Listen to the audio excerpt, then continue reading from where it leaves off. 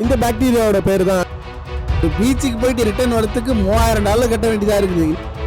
ஜப்பான்ல ஜீப்ரா மாடுக்குது, காட்டுல டபுள் வேலை செய்யற ஒரு பேர்டு இருக்குது.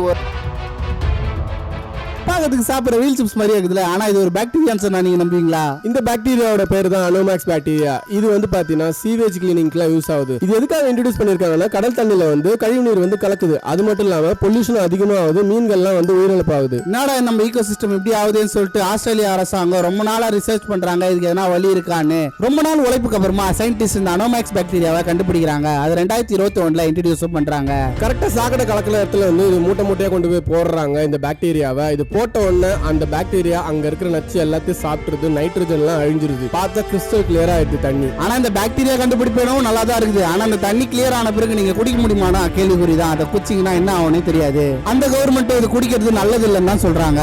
இது ஜஸ்ட் ஈகோ சிஸ்டம் பாதுகாக்கிறதுக்கு உதவும் மட்டும் தான் கண்டுபிடிச்சிருக்காங்க.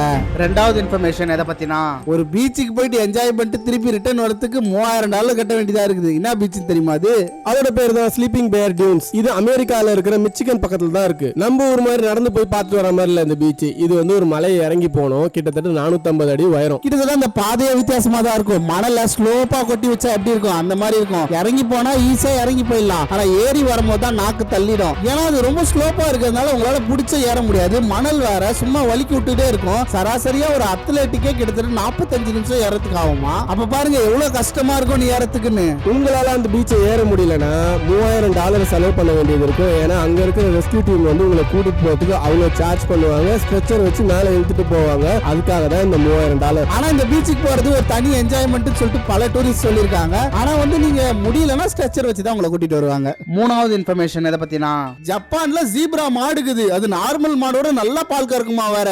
எல்லாருக்கும் ஒரு டவுட் இருக்கும், ஜீப்ரா மாடு எங்க இருந்து இருக்குது உலகத்துலன்னு. ஜப்பான்ல என்ன பண்ணாங்கன்னா கருப்பு மாட்டுக்கு வந்து வெள்ளை கலர் பெயிண்ட் அடிச்சு விட்டாங்க, கோடு கோடா போட்டு. அதுல இந்த கோடு போட்டவங்களுக்கு நோபல் பரிசு கொடுத்திருக்காங்க 2025. நீங்க உடனே கன்ஃபியூஸ் ஆகல, எதுக்கு இதுக்கெல்லாம் நோபல் பரிசு கொடுக்குறாங்க? நல்ல நல்ல விஷயங்கள் நிறைய பேர் பண்றாங்க, அதுக்கெல்லாம் கொடுக்கலாமே அப்படின்ட்டு. ஆனா அதெல்லாம் இல்லங்க.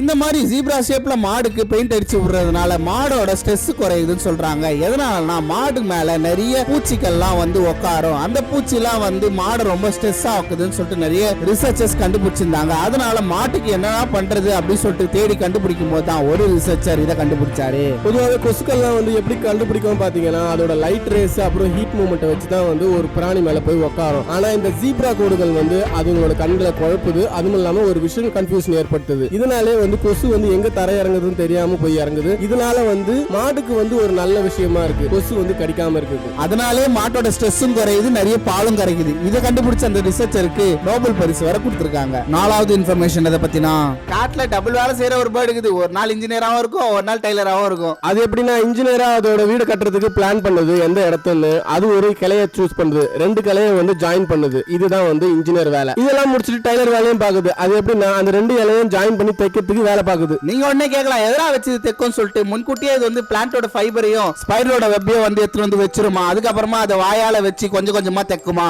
அதனாலதான் இதோட பேரு டைலர் பேர்டுன்னு வச்சுக்கிறாங்க.